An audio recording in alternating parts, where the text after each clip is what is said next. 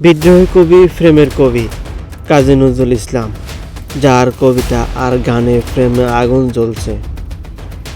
সে মানুষটির নিজের জীবনেও ছিল এক গভীর অপূর্ণ প্রেম। এমন একটি গল্প যা আজও মানুষকে আবেগী করে তোলে। আজ আমরা জানব নজরুল এবং নার্গিসের সেই অমর কিন্তু অসম্পূর্ণ ভালোবাসার কাহিনী। 1921 সাল, তরুণ কাজী নজরুল ইসলাম কুমিল্লার দৌলতপুরে যান। সেখানে তার সাথে পরিচয় হয় নার্গিস খামেনের সঙ্গে। অল্প সময়ের মধ্যে তাদের মধ্যে ভালোবাসা সম্পর্ক গড়ে ওঠে। দুই পরিবার থেকে বিয়ের আয়োজন করা হয়, কিন্তু ঠিক সেই সময় সামনে আসে একটি সত্য। প্রচলিত বর্ণনা অনুযায়ী নজরুলকে শ্বশুরবাড়িতে ঘর জামাই হয়ে থাকতে বলা হয়েছিল। স্বাধীন চেতনা নজরুল এই সত্য মেনে নিতে পারেনি।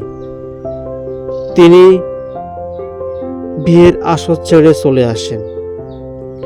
এই ঘটনার বিবরণ দিতে গিয়ে ইতিহাসবিদদের মধ্যে কিছু বিভেদ রয়েছে। মতভেদ থাকলেও তাদের সম্পর্ক যে আগের মতো ফিরে আসেনি এই বিষয়ে সাধারণভাবে একমত হওয়া যায়। এই বিচ্ছেদ নজরুলের মনে গভীর প্রভাব ফেলেছিল। আর অনেক প্রেমের কবিতা ও গানের বিহর অপেক্ষা আর অপূর্ণতার অনুভূতি ফুটে ওঠে। যদিও নির্দিষ্ট কোনো কবিতায় সরাসরি এই ঘটনার জন্য লেখা হয়েছিল এমন দাবি করার মতো নিশ্চিত ঐতিহাসিক কোনো প্রমাণ নেই। কয়েক বছর পর 1926 সালে নজরুল প্রমীলা দেবীকে বিয়ে করেন। তারা সংসার শুরু করেন। জীবন নানা দুঃখ কষ্ট নেমে আসে। সন্তান হারানোর বেদনা, অর্থনৈতিক সংকট এবং পরে নজরুলের অসুস্থতা, সব কিছুর মধ্যে প্রমীলা তার সঙ্গে ছিলেন। নজরুলের জীবনে এক অধ্যায় আমাদেরকে শেখায়, মহান মানুষদের জীবনেও অপূর্ণতা থাকে।